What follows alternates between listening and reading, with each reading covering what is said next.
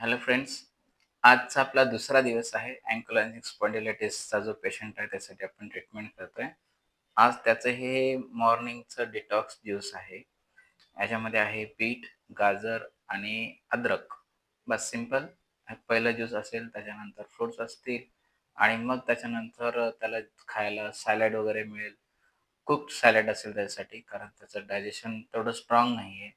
त्याच्यामुळं water steam केलेलं त्याला सॅलड मिळेल. अजून मग बाकीच्या बऱ्याच गोष्टी त्याला मिळत जातील आणि ज्या मिळत जातील, जसं-जसं वेळ मिळेल तसं-तसं मी तुम्हाला अपडेट देत जाईन.